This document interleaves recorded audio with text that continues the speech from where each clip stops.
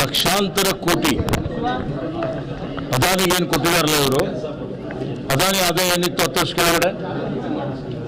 10 ವರ್ಷ ಕೆಳಗಡೆ ಅದಾನಿ ಆದಾಯ ಏನೂ ಇದ್ದಿಲ್ಲ. ಇಡೀ ದೇಶದಲ್ಲೇ ಎಲ್ಲಕ್ಕಿಂತ ಶ್ರೀಮಂತ ಆಗ್ತಾನೆ ಅದಾನಿ ಅಂತ ಹೇಳಿದ್ರೆ, ಇಡೀ ದೇಶ ಅದಾನಿಗೆ ಅಂಬಾನಿಗೆ ಮಾರಾಟ ಮಾಡ್ತಾ ಇದ್ದೀರಿ. ಮತ್ತೆ ನೀವು ನಮಗೆ ಕೇಳ್ತೀರಿ, ನಿಮ್ಗೆ ಏನೋ ನೈತಿಕತೆ ಇದೆಯಾ?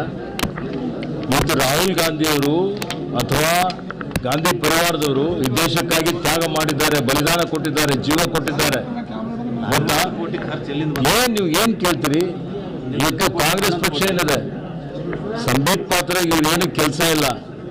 ಇವ್ರ ದಿನ ಒಂದೊಂದು ಇವ್ರದ್ದೇನು ಡ್ರೆಸ್ ಹಾಕೋತಾ ಇದಾರಲ್ಲ, ಅದು ಎಷ್ಟು ಬೇರೆ ಡ್ರೆಸ್ ಹಾಕೋತಾ ಇದ್ದಾರೆ ಜನರಿಗೆ ತಿಳಿಸ್ಲಿ ಇವರು. ಇವತ್ತು ವಿದೇಶ ಯಾತ್ರೆ ಇವ್ರೇನು ಮಾಡ್ತಾ ಇದ್ದಾರೆ, ಎಷ್ಟು ಖರ್ಚಾಗ್ತಾ ಇದೆ, ಈ ಪ್ರಚಾರಕ್ಕೆ ಎಷ್ಟು ಖರ್ಚಾಗ್ತಾ ಇದೆ ತೋರಿಸ್ಲಿ ಇವರು. ಇವರು ಬರೋ ಎಲ್ಲ ಸುಳ್ಳು, ಮೋಸ, ವಂಚನೆ, ಒಂದೋ ಮಾತು ಕೊಟ್ಟಿದ್ದೀನ ನಿಭಾಯಿಸಿದ್ದಾರ.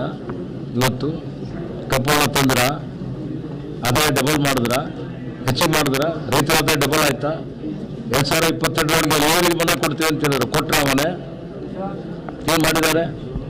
ಪೆಟ್ರೋಲ್ ಡೀಸೆಲ್ ಬೆಲೆ ಎಷ್ಟು ಏರಿಕೆ ಮಾಡಿದ್ದಾರೆ, ಪೂರ್ವ ಸಿದ್ಧತೆ ಮಾಡಿಕೊಂಡಿದ್ದಾರೆ. ಇವರು 1 ವರ್ಷದಿಂದ ಯುದ್ಧ ನಡೀತಾ ಇದೆ, ಬರ್ತದೆ ಅಂತ ಗೊತ್ತಿದೆ.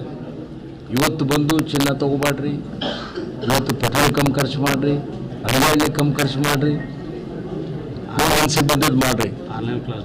ಮತ್ತೆ ಏನು ಮಾಡ್ತಾರೆ? ನಾವು ಭ್ರಷ್ಟಾಚಾರ ಬಗ್ಗೆ ಮಾತಾಡ್ತೀರಿ.